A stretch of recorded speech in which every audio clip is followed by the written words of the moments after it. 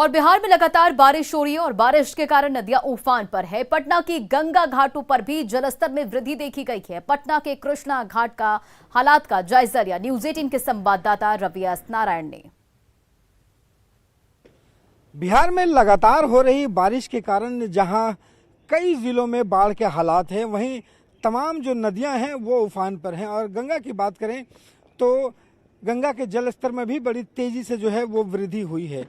और अगर पटना की खास करके अगर बात करें तो आपको बताते हैं कि पटना में गंगा का जो जलस्तर से बड़ी तेजी से बढ़ा है। और पिछले 24 घंटों की अगर हम बात करें तो 24 घंटों में जहां दीघा घाट पर आप देखेंगे कि लगभग 40 सेंटीमीटर की बढ़ोतरी हुई है, वहीं जो गांधी घाट है वहां पे 56 सेंटीमीटर जो है वो बढ़ोतरी हुई है गंगा में। और फिलहाल अगर स्केल पे अगर मापें तो 44.97 मीटर जो है वो यहाँ पे स्केल पे मापा जा रहा है। तो लगातार जो गंगा का जो जलस्तर है वो तेजी से बढ़ रहा है। और देखिए अभी हम कृष्णा घाट की तस्वीर आपको दिखाते हैं कि ये ज़रा देखिए कि यहाँ पे जलस्तर बढ़ने के बाद इससे अंदाज़ा लगाया जा सकता है कि यहाँ पे इसके नीचे जो है वो घाट कम से कम 20 सीढ़ियाँ और थीं, लेकिन वो तमाम जो है जल में समाता जा रहा है। और पानी किस तेज़ी से गंगा का जो जलस्तर है वो किस तेज़ी से ऊपर आ रहा है। और देख सकते हैं कि सीढ़ियाँ जो हैं और पूरी तरह से डूबने लगी है। अभी तो इधर 4-5 दिन से धीरे धीरे जल स्तर बढ़ते ही जा रही है और लगता है कि बारिश के कारण धीरे धीरे और बढ़ता ही जाएगा। तो आप लोग सुबह में यहाँ पे पढ़ते हैं? हाँ, हम लोग सुबह में 6 बजे यहाँ पे यूज करते हैं। पानी तो रूप तो भयावह होते जा रहा है, गंगा का रूप, और बारिश के कारण इसका जलस्तर बढ़ते जा रहा है। जो जल संसाधन विभाग है वो लगातार हिदायत दे रही है कि जो आने वाले जो लोग हैं, जिस ढंग से गंगा का जलस्तर बढ़ा है, जो गंगा में नहाने वाले लोग हैं वो सतर्कता जरूर बरतें। और क्योंकि लगातार नदियां जो हैं वो उफान पे हैं, लोग सतर्क रहें। कैमरा पर्सन सुबोध के साथ रवि एस नारायण, न्यूज 18 पटना। और गोड्डा का ललमटिया बोआरी जोड़ मुख्य मार्ग पिछले 2 सालों से बदहाल स्थिति में, और यहां पूरे 12 किलोमीटर तक की सड़कें की जो हालत है वो खास्ता हाल। यहां सड़क पर बने बड़े बड़े गड्ढे हादसे को न्योता दे रहे हैं। ग्रामीणों का आरोप है कि यहां कई बार हादसे हो चुके हैं, लेकिन इसके बाद भी सड़क नहीं बन पा रही है। बरसात के दिनों में इस सड़क पर चलना मुश्किल हो जाता है और लोगों को काफी परेशानियों का सामना करना पड़ता है। 2 साल से ज्यादा हो गया इसी तरह स्थिति है। हाईवा ट्रक में बर्बाद कर दिया रोडवाट को, एक्सीडेंट भी रोज हो रहा है। इसमें बड़ा बड़ा गड्ढा है जिसमें तो लोग गिर जाता होगा बरसात के दिन में। हम लोग कितना आते हैं बाजार से तो गिर जाते हैं।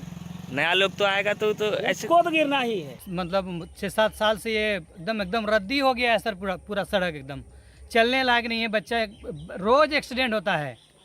इतनी मतलब लोडेड गाड़ी सब चलती है, जो 10 टन का गाड़ी होना चाहिए माल लेकर के, ये 20 टन 25 टन माल लेकर के जाता है। देखिए बच्चे लोगों को कितने परेशानी हो रही है। किसको बोलिएगा, इसमें तो पानी पूरा भरता होगा। पूरा भर जाता है एकदम, घर द्वार में घुस जाता है। घर में भी पानी चला जाता है। हाँ चला जाता है, धक्का मारता है तो पानी घुस जाता है भीतर। इसमें तो बहुत एक्सीडेंट वगैरह भी होता होगा। हाँ, कई बार ट्रक भी हम उल्ट गया, पलट जाता है। जब झारखंड सरकार अपने विकास की गाथा को सुनाती है तो शायद उन्हें ये तस्वीरें भी देख लेनी चाहिए कि उनके कई क्षेत्रों में सड़क की स्थिति क्या है। इस वक्त जिस सड़क पर हम खड़े हैं ये सड़क बोआरीजोर ललमटिया मुख्य मार्ग है और उस सड़क की बदहाली ये है कि करीबन 12 से 13 किलोमीटर तक का सफ़र जो है वो बिल्कुल ही हिचकोले खाता हुआ है।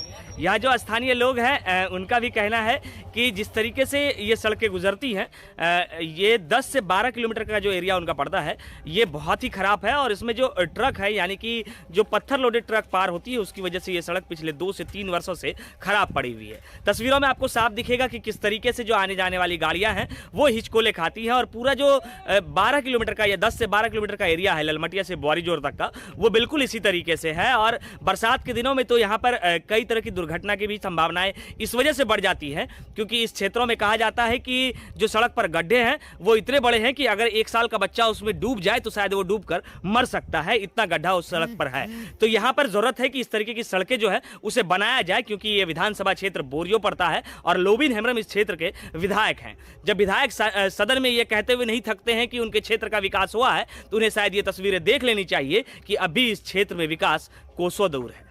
गौरव झा, न्यूज 18, गोड्डा। और मॉनसून के शुरुआती दिनों में बीमारी का मौसम कहा जाता है, खास करके तब जब लोग कोरोना के बाद के हालात से ज्यादा जूझ रहे हैं। राजधानी रांची में फिटनेस को लेकर जागरूक लोग हो रहे हैं और सुबह सुबह पार्कों में बने ओपन जिम में जमकर पसीना बहा रहे हैं। जिम में फिटनेस पसंद लोगों से बातचीत की न्यूज़ 18 संवाददाता संजय कुमार सिन्हा ने। मानसून के महीने में बीमारियां आम बात है, खासकर जब बारिश का महीना शुरुआती दिनों में होता है तब परेशानियां बढ़ जाती है। लेकिन अगर आपको इनसे बचना है, खुद को फिट बनाए रखना है, तो आपको पसीना बहाना होगा।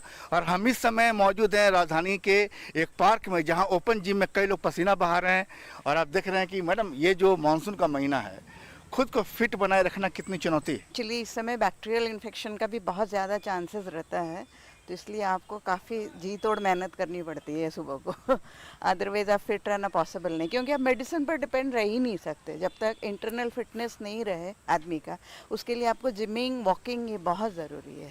बिल्कुल, मेडिसिन पर जो डिपेंडेंसी है उससे थोड़ा दूर होना होगा और इंटरनल पावर को बढ़ाना होगा। सर, आप इंटरनल पावर बढ़ा रहे हैं? जी, एक्चुअली क्या है कि I am about 62 years old, but I am every day I am walking and gymming to avoid to take extra medicine.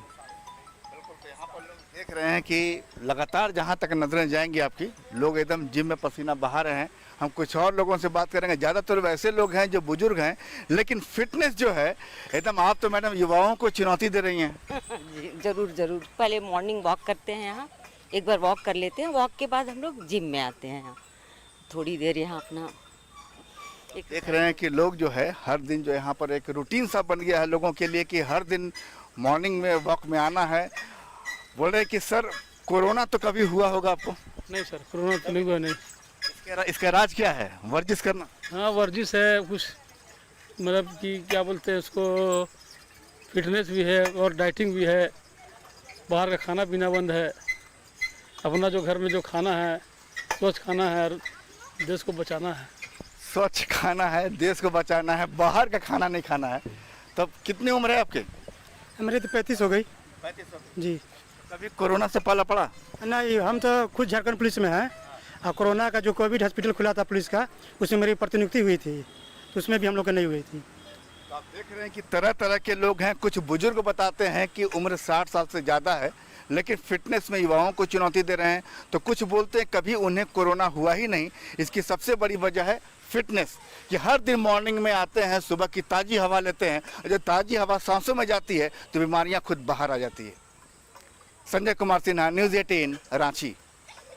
और बिहार में फिर से कोरोना के मामले तेजी से बढ़ रहे हैं। कल अकेले पटना में कोरोना के 103 पॉजिटिव केस आए, तो बिहार में 189 नए मामले दर्ज किए गए। कोरोना के संक्रमण को देखते हुए टीकाकरण महाअभियान की शुरुआत की गई है और आज पटना के 65 केंद्रों में टीकाकरण हो रहा है।